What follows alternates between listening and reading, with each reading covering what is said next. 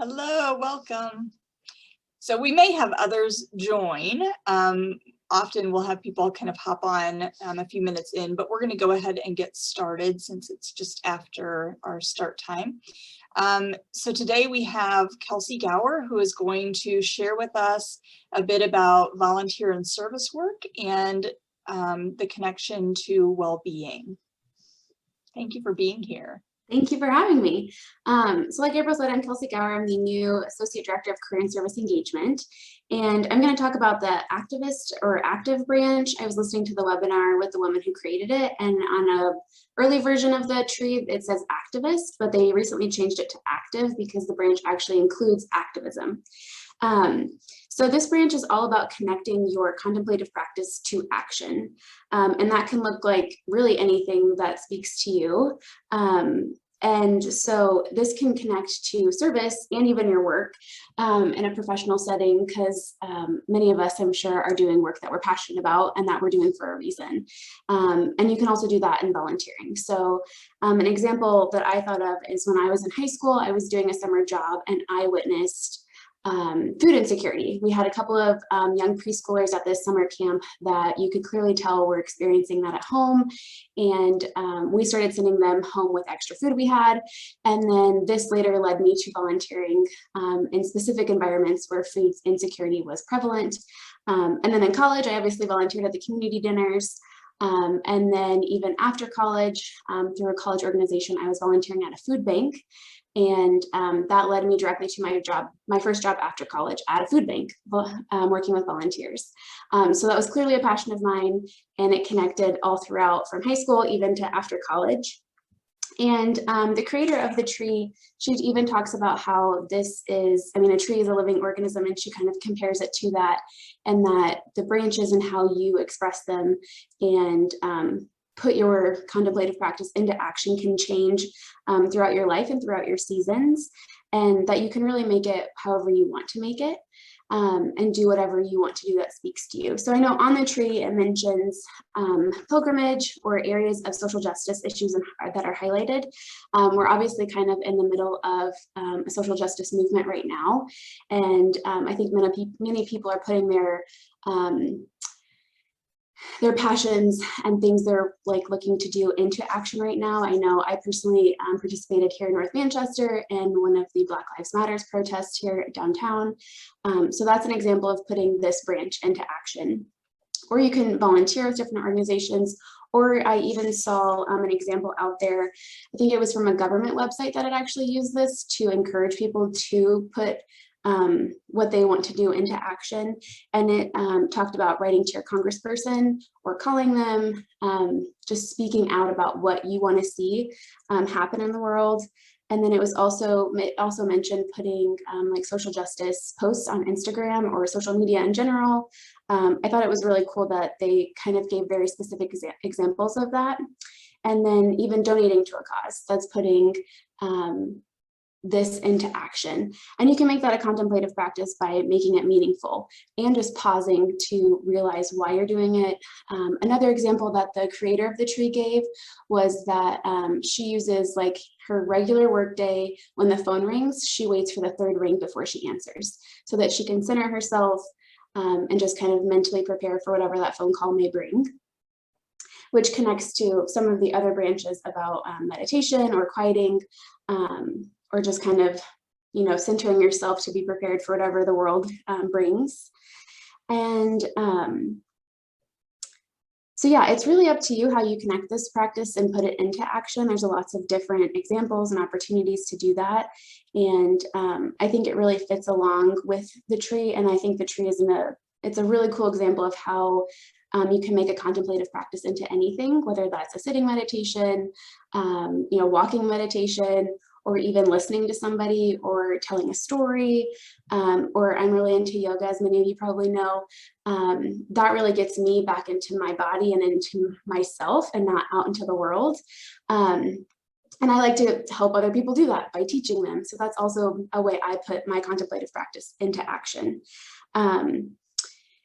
And then obviously we have volunteer opportunities here on campus. There's not one central location right now, but if you are interested in knowing what current opportunities we have, feel free to email me and I can always connect you to those, and then keep an eye out on social media for them as well.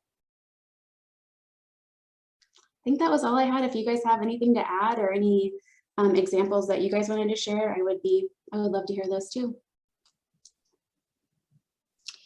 So I've never thought about, probably even in preparing for this, I didn't really think about volunteer work and service work and things that I do that connect with that really are mindfulness practices or centering practices. So I'm pretty active in the community in terms of soccer, and coaching and running the club that happens in the fall. And that can bring its own level of stress. Like even just mentioning the club, I noticed my stress level rise. But the spring stuff I don't run, I just coach, and that's starting now.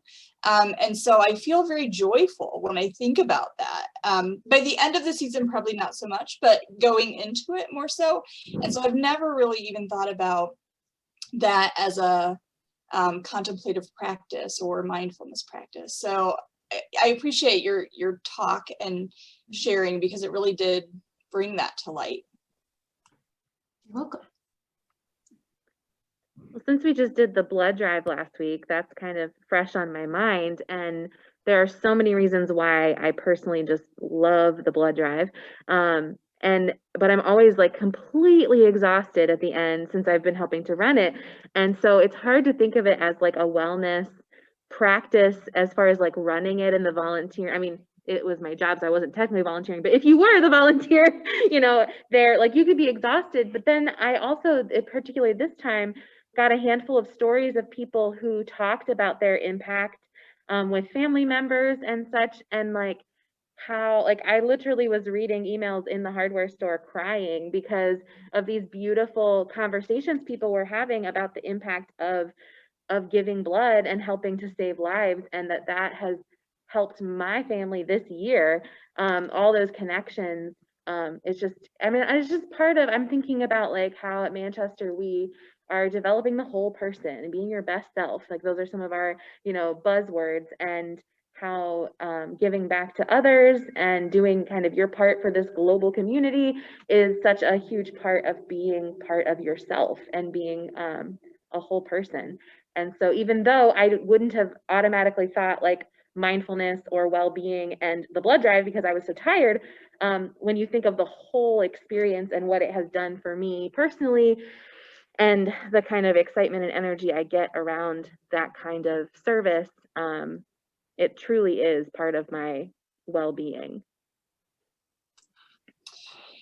John Walker, the guy that did our meditation a couple times ago, who is wonderful, he does an eating meditation, and it's that you just take I think he had a raisin. I don't like raisins, so I had something else.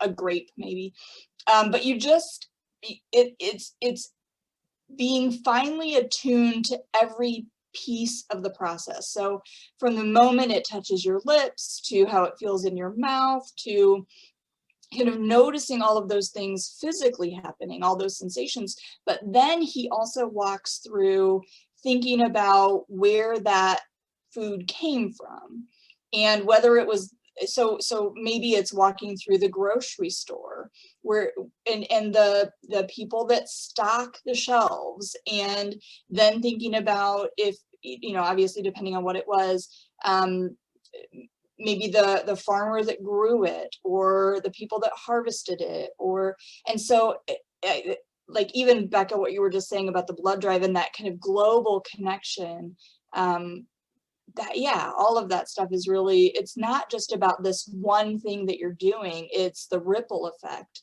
The ripple effect that led to that, and then the ripple effect that can grow from there. I think this branch also reminds you to pause when you are doing those things. So like at the blood drive, even though it's, crazy, busy, lots of things going on, you might have to be putting out a fire or whatnot, but like to slow down and to like take in the moment. I think that's a really hard practice for people to like get into, but once you start to get there, you start to notice those moments throughout. Like I remember when I first started doing yoga regularly, I would be at my desk at work and all of a sudden I would notice that I would take a really deep breath, and like how like it made a huge difference in my day and the moment. And then you just kind of notice those small little effects afterwards. And I think that applies to putting your contemplative practice into action too. I've never really thought about this either necessarily, but April, your point of, kind of things that bring you joy can easily turn into, well-being mindfulness practices. And when you think about, a lot of the times when I worked in the volunteer center back in one of my very first early jobs at the University of Wyoming, we talked about one of the reasons that you volunteered because of that like warm, fuzzy feeling that you got from, giving back and being helpful. And like that in itself, I think is a mindful and meditative practice, like understanding that feeling that in your body after having, whether it's done work, like physical work and activity, or just knowing that you've, given of yourself to something. And that connection there was not one that I had necessarily made before, but I really like it. And yeah, appreciate your talk, Kels.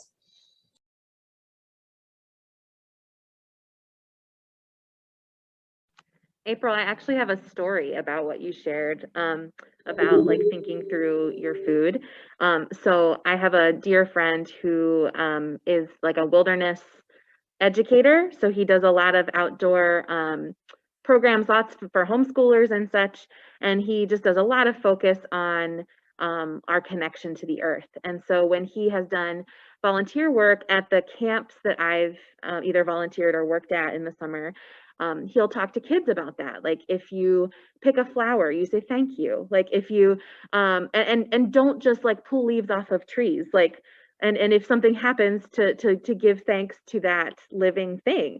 And so he talked to us about praying through a meal, and we had a cookout that day. And so each kid was supposed to pick one thing to like give thanks for and to kind of pray through it, like where it came from or whatever.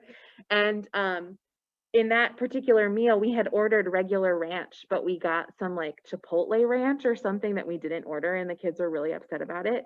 And the last kid to pray, no one wanted to pray for the ranch.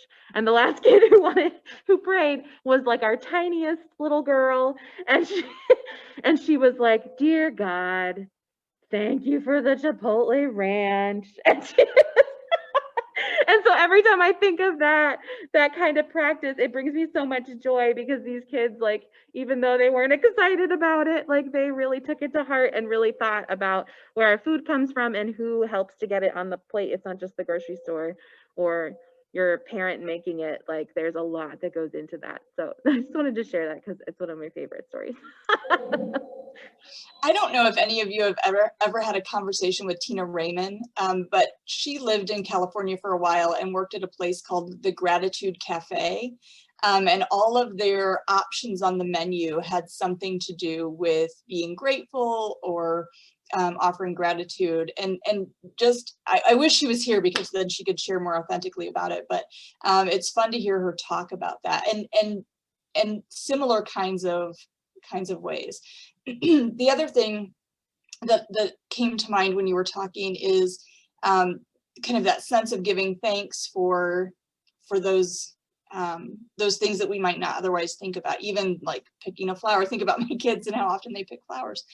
But I think about Indigenous people and how that is part of their culture. It isn't something that they have to think twice about doing.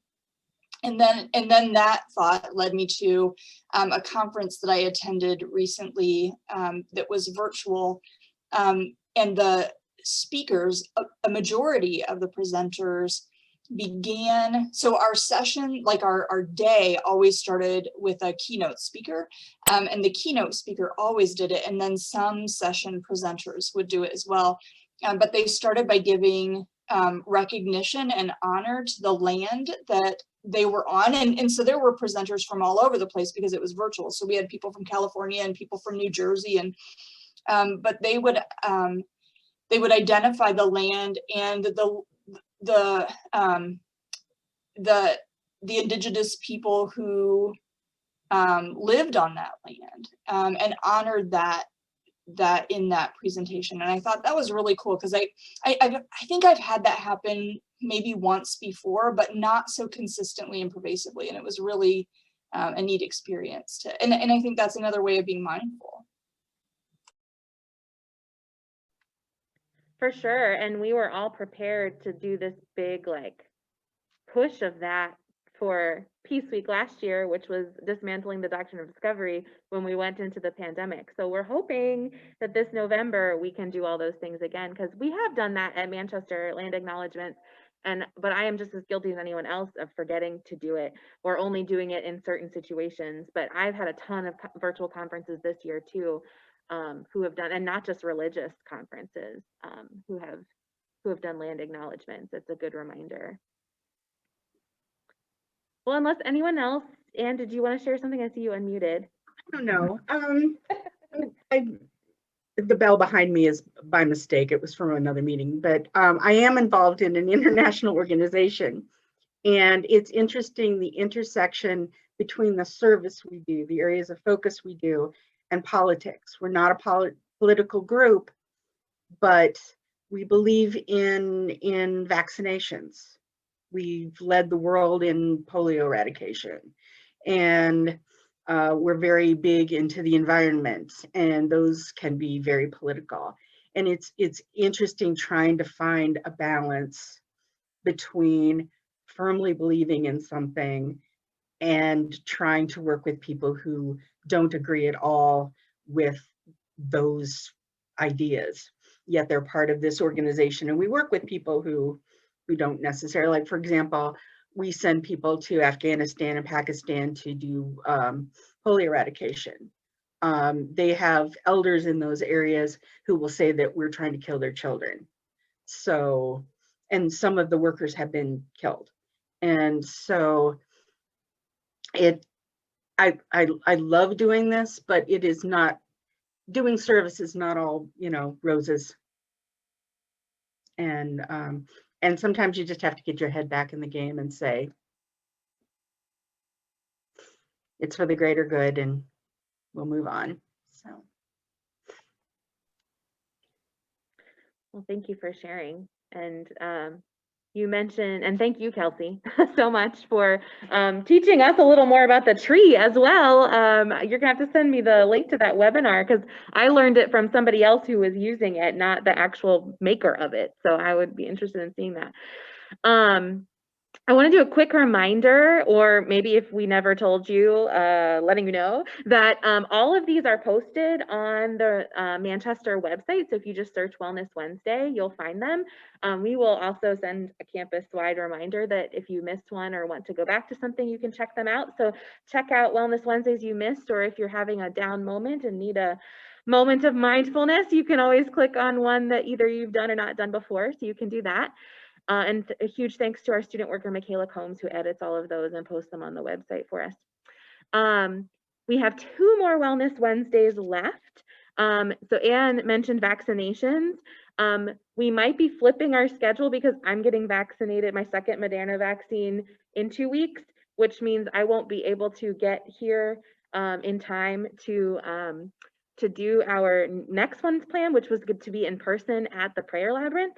So stay posted. We will let you know if those get flipped. But the 2 that are left are Movement Branch, which will be at the Prayer Labyrinth, hopefully with a local spiritual director who will talk with us about what Prayer Labyrinths are and then give an opportunity to walk it.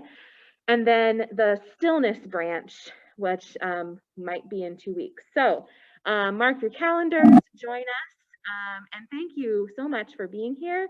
Enjoy the all-colleague meeting if you are headed there. And if you are free from 12:30 to 1:30, we have tacos in the Toyota Round and scotcheroos for the Faith and Belief Luncheon, and we'd love to have you. So happy Peace Week and have a great rest of your day. Thank you for joining us.